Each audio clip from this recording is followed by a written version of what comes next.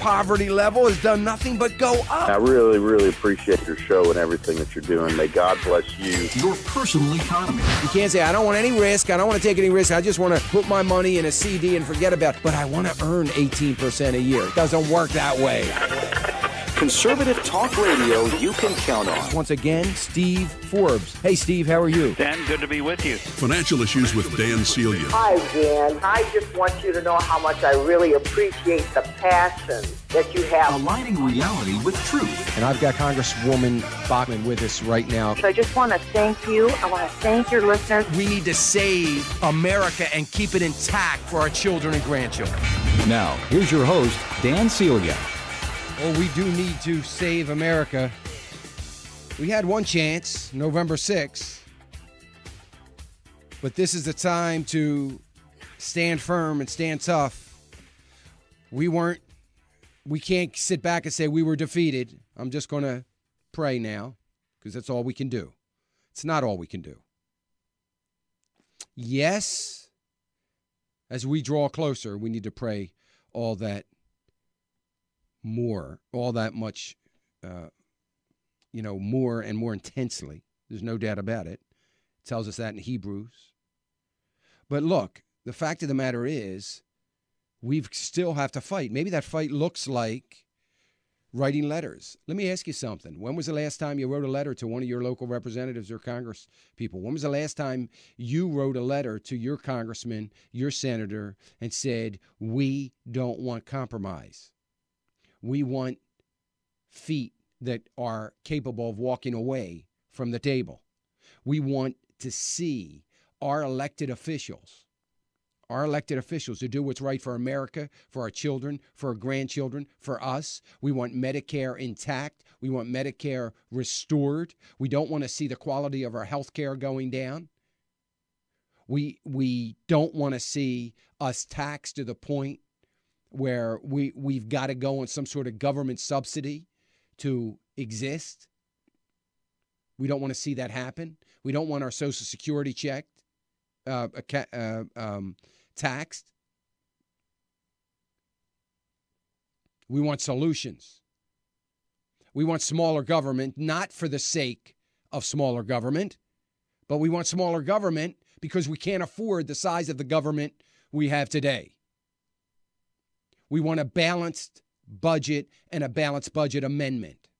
We don't want out-of-control spending and a debt ceiling that inevitably gets increased every single year and maybe indefinitely increased. We want the printing presses to slow down. And we want real sustainable growth in the economy. We want the oil and gas industry to be able to thrive so that we might be oil independent in the next 5 years. So we can stop depending upon those countries that hate us and start being oil independent, energy independent. All the while we need to be growing, maintaining, and doing our R&D on renewable fuels and green energies. We need to make fossil fuels as green as possible. We need to be a good steward of our environment. There's no doubt about that. But we've got opportunity to see America get back on the road of prosperity again. And we're never going to do it unless you, Mr. Congressman, or Mr. Senator, Mrs. Congresswoman, or whatever, stands firm on the fact that we still have a Constitution of the United States of America. There's no doubt about the wisdom of the writers of that Constitution. We want to get back to it. We want to adhere to it.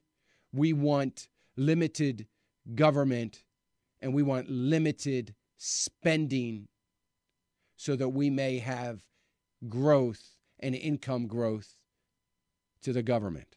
When was the last time we wrote that letter? It's a letter we all should be writing, even if we got to write it every week. If you want to do something, bang on doors, get people to write letters and sign petitions. It's our only, I mean, it's sad, but our only hope is we've got to depend on elected officials. It's sad because they're not dependable. 888-589-8840, AFR Talk Financial Issues. Let's just take a quick look at the markets and we'll go to Lisa. Nothing's moving. NASDAQ and S&P down. Dow's now down, just up 11 points. So, again, that's where we are right now. Not a lot of movement. No headlines. They're talking about oil is rebounding on Asia. China is setting up a gold exchange, folks. That news came out yesterday. China is going to be able to accept gold